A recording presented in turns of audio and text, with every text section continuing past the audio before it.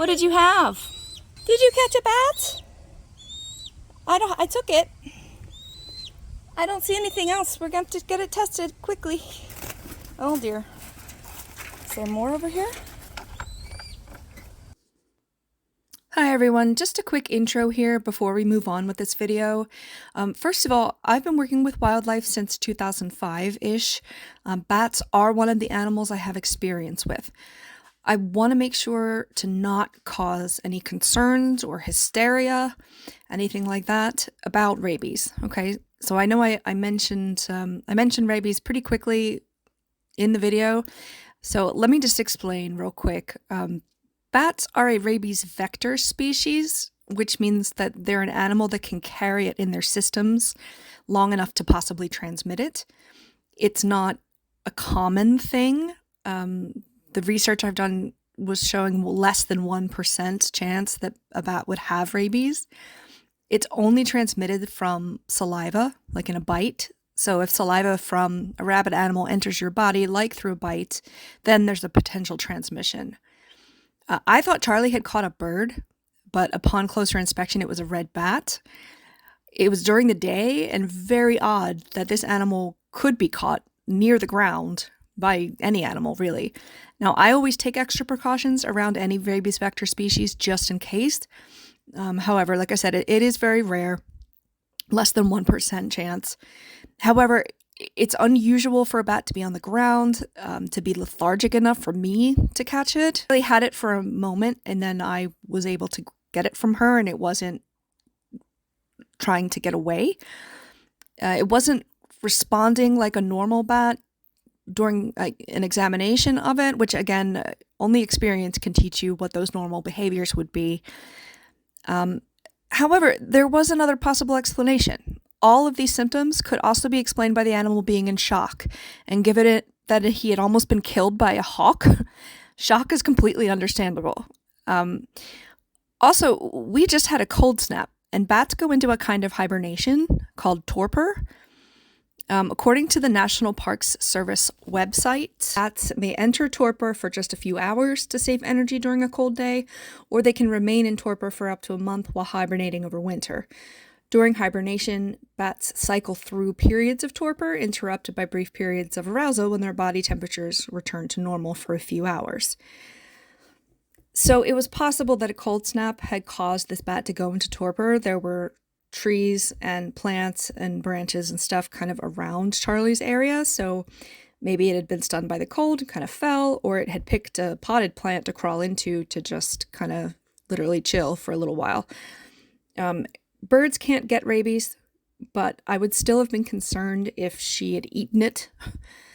I certainly didn't want her to do that. If I see that there's a situation, which there rarely is with her, when she would grab something live by accident, I, try to get the animal and make sure that it's okay. A bat being eaten would require a vet visit, or at least a vet call, just to be sure. But also, especially if it had died, I needed to turn the animal over for rabies testing to see if it was actually positive. Now, I was taking no chances. I had really thick welding gloves on. I've done bat examinations before. I've seen them done lots of times. So I brought it in to examine it and possibly quarantine it. I took all precautions, closed the door in case it got away from me, and set it up in a warm, quiet place where it could work through the shock. And then I was going to evaluate and see if we needed to turn it in. Humans, post-exposure, if they have to get a rabies vaccine post-exposure, it's 4 shots into your stomach. Don't handle bats unless you are trained to do so. Don't take that risk. Don't let your children pet it, or they're going to have to get 4 shots in their stomach as well. So that's how rabies work. That's how bats work. You'll see what happened after that in the video.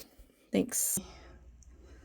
So I ran out and saw this in Charlie's feet just now. It is a red bat.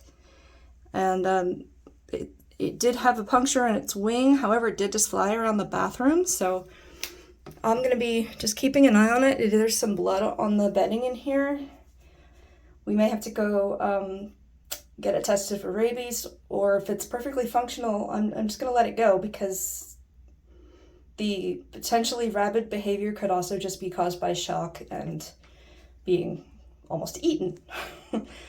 So these are illegal. They're very, very illegal to keep, but we're gonna see if it's okay and then hopefully release it. All right, so this bat was caught and had a wing puncture, acting weird. No longer acting weird now that he's not in shock, but I'm still gonna take all precautions and use gloves when handling this animal. I had rehabilitation training. Please do not ever handle a bat unless you know how. I wanna see how he acts with a mealworm, because they're very fast metabolism, and if they don't eat for a little bit, it can be a problem. I also want to see if he could fly earlier, so I just want to see if he can. Are you alive? Yeah, you're moving. Can you see him?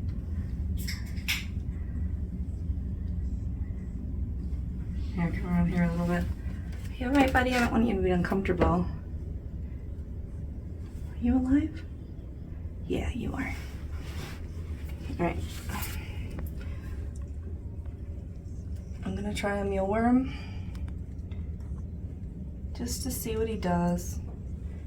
I might give him a little energy. Oh, good job. He opened his mouth. Again, I'm not touching him. Do not want to risk a bite from him. I have handled these animals before. Well, if the mealworm would cooperate, then that will help a lot. You want a mealworm? In your little face? You want a mealworm? Maybe it's too big for your face. Don't lose it. Alright, is there a dying one there? A smaller one? These tweezers aren't very good. You see his little face? His little upside down mouth. Come here. I know. Do you see him? Okay. If you're gonna bite something, how would you bite the mealworm? Would you like the bug? God, could I not drop mealworms, please? Oh, they opened their arms. Oh, I'm sorry, because I moved. All right, I'm gonna go ahead and try to just look at this wing here. Right behind you. It's doing yoga. So this is my life right now.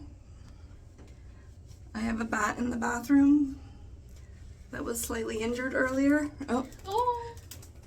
Apparently he can fly. Fine. That's enough of that. I gotta pay attention to what I'm doing. Hi, little one. Hi, little one. I know. The other one. Oh, they're so cute. Talk about spaghetti. Oh my goodness. We'll load them up. Bigger than the flying bugs you probably get. If I could hold on to a mealworm with tweezers, that would be fantastic. One more. Okay, yeah, he's normal. He's back to normal. He was in shock. He can clearly fly.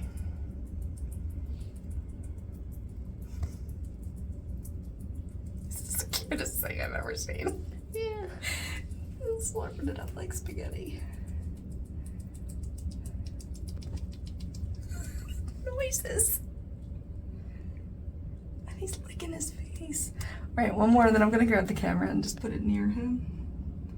If you'll even eat one more, that's probably a pretty full thing for you. Oops, see, I'm bad with Jesus.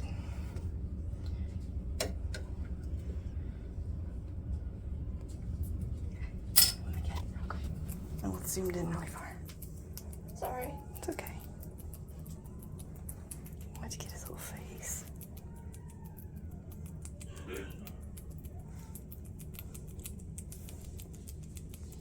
Okay. Oh. Alright. Well, we're gonna go release him, I think. Yeah. What are you doing? Trying to bite them. You think there's more? I'm sorry. We're gonna go release you. Good job, bud.